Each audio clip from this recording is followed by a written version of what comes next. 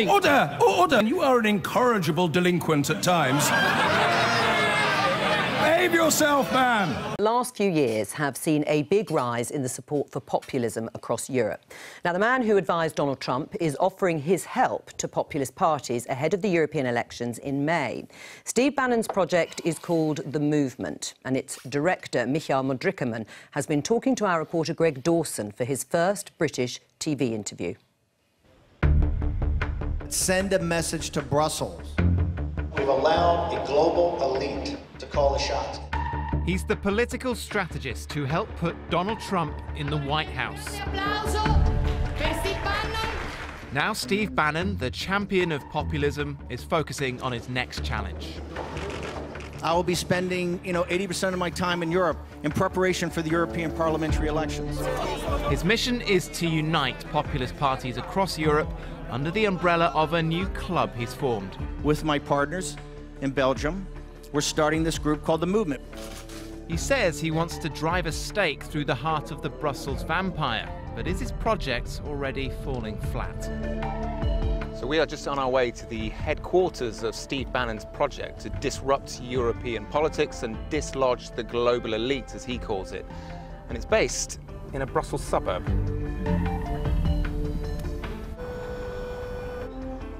The HQ of the movement is also the home of its director, Michael Modrickerman, a Belgian lawyer turned campaigner with a dog named Thatcher, after you-know-who,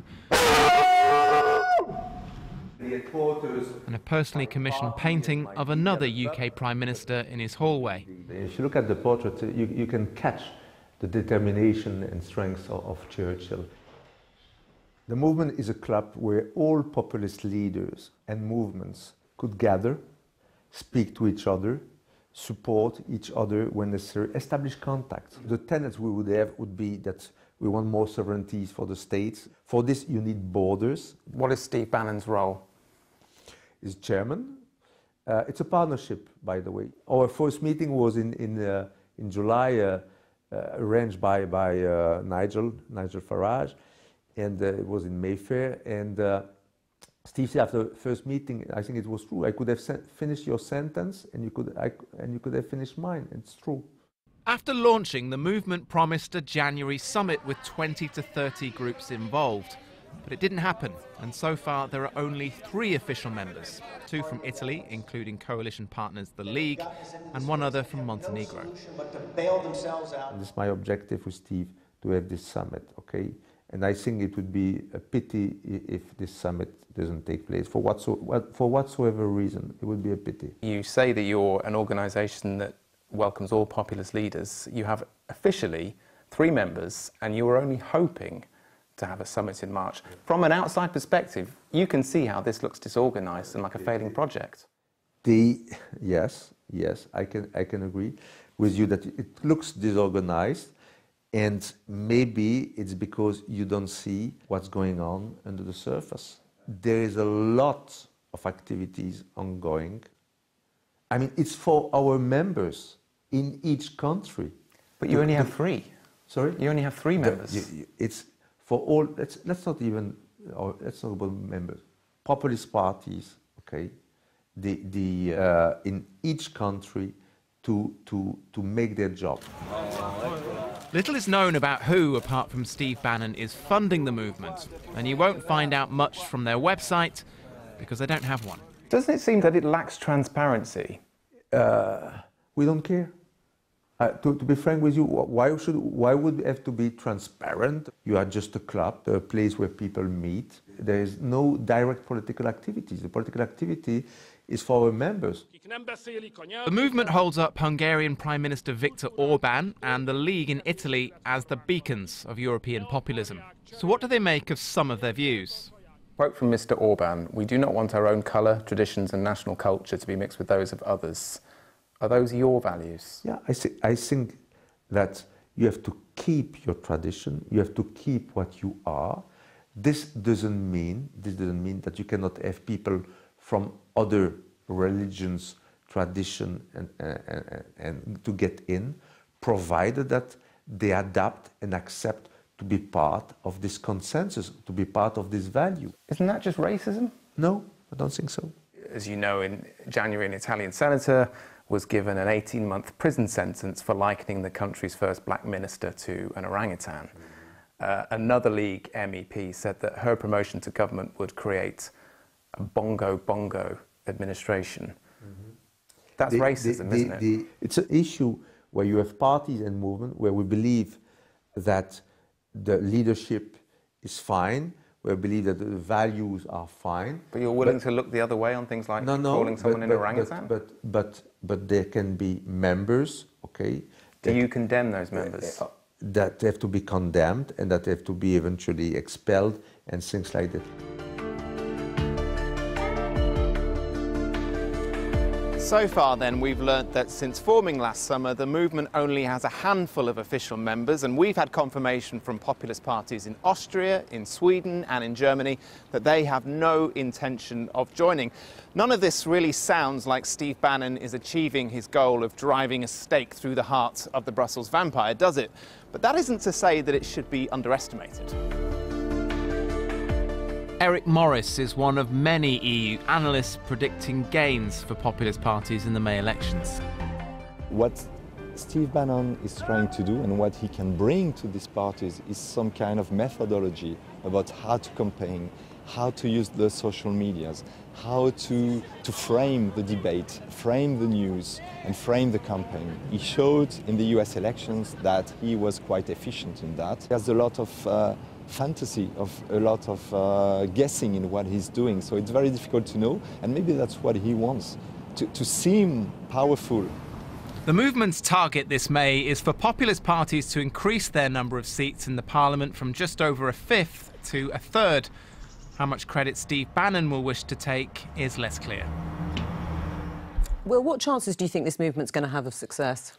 Oh, I don't know. Anybody who's read Michael Wolff's Fire and Fury in the White House got a pretty good picture of what Bannon's like. He's a nasty little Machiavel, but, you know, usually hoisted on the petard of his own overweening ambitions.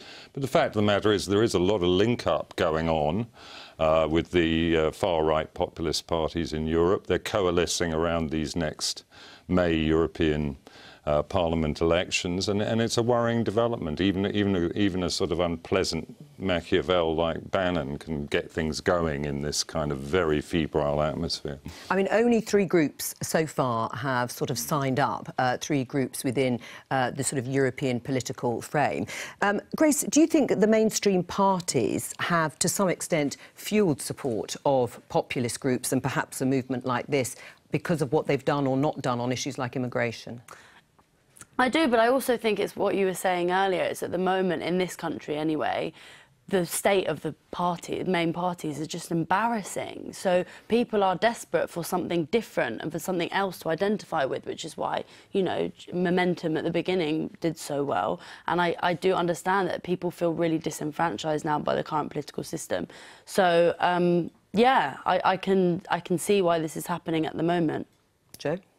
I think I don't think the views are particularly new. I think they've always been around. I think the issue is that you can spread them far easier now. There are channels on which you can broadcast yourself and you can find like-minded people very easily with views on the extremes, whether it's the left or the right. And I think, therefore, the groups are able to coalesce, they're able to convene far easier than they would have been. And I think it feels like there is more of this sort of, I suppose, these opinions being expressed. Whether or not what's going on over there in terms of what Bannon's doing is going to actually change the dial or actually develop into anything particularly significant is, you know, at this stage unknown.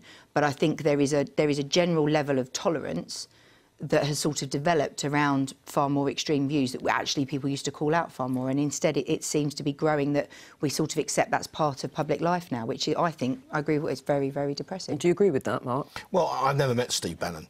I've never heard of the movement. It's the first I've ever heard of it coming in the studio. Well, it's relatively new. Yeah, but I think the British people, by and large, are quite tolerant. I think, you know, we don't have perfect race relations in this country, but if you look at a lot of other European countries, we've not done too badly at it. Where I think part of the difficulty, forgive me if I sound partisan, but I do believe it's true, part of the difficulty we have now is because of the terrible crisis with anti-Semitism in the Labour Party at the moment, because some elements in the Labour Party clearly openly have tolerated appalling anti-Semitism. You know, that gives top cover for others to say ridiculous and weird things when one of the two principal political parties in the United Kingdom appears to tolerate it. Or at least some in it do. There are other brave Labour MPs, like Tom Watson, who we and I have disagreed on many things down the years, but, you know, Tom has taken a really brave stand within the Labour Party.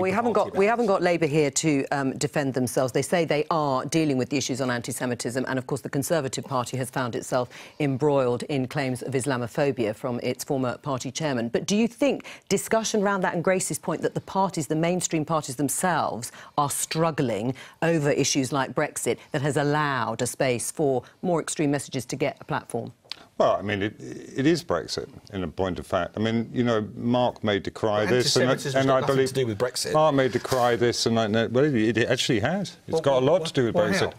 Well, because since 2016, your problem really, Mark, is not that you have to be a racist or an anti-Semite to vote for Brexit. It's just that every racist and anti-Semite in the country did. I think that's a slur on 17.4 million people. It's not. And I think you should apologise on national television. I think that's an outrageous thing to say. Oh, well, you seem to find a lot of things outrageous, though, don't you? But, Will, is it fair to say that? Are you saying that 17.4 million people are racist and bigots because they voted to leave the European Union? No, that's not what I said. That's pretty close to what you said. What did you say? It's not remotely close to what I said. So what exactly are you saying? You seem to be a little exercised. Well, because I'm offended. Oh, well... Well, we'll say it again so we can all politics of offence. All right, well, look, let me move... What I said was that every racist and anti-Semite in the country pretty much probably voted for Brexit. That's all. And that doesn't mean... that and a secret ballot? I don't know it. How do you possibly know that? I suspect it. And I think you should apologise. To who? To 17.4 racists and anti-Semites. Because you've basically tried to slur anybody who voted Leave as a bigot, and I think you should apologise. No, I haven't. I said that's the problem. Listen, Mark, what he said is everyone who is a racist voted Leave. How could he know that? Well, that of course, is up for discussion. It's a secret ballot. How can he know? You know, for all the reasons I've adduced already, which is that the problem for nationalists generally is that they fall into the hands of what we call ethnic nationalists. All right, you mentioned Dominic Raab earlier, and on that, we haven't got time to actually play the clip. Hang on. Let me bring in the two ladies. Hang on. Grace, there is a point that Dominic Raab said that there will be a day of reckoning if Brexit doesn't happen, and there would be a day of reckoning, the implication is, if it went to a second referendum. Do you accept that there is a danger of that? No, totally. But as we can see now, this is such a tricky situation. No one's going to be happy with Theresa May's deal. Is that... I mean, is there anyone that's going to be happy with Theresa May's deal? Well, on Theresa May's deal, let's very quickly listen to Theresa May, because we said she was giving a speech. Let's listen to a little bit of it. Here she is, the Prime Minister. Next week, members of Parliament in Westminster face a crucial choice: whether to back the Brexit deal or to reject it. Back it, and the UK will leave the European Union. Reject it, and no one knows what will happen. We may not leave the EU for many months. We may leave without the protections that the deal provides. We may never leave at all. The only certainty would be ongoing uncertainty. Are you prepared to risk that? I want us to leave. The British people told us to leave. But she says you're risking that if you don't vote for her deal.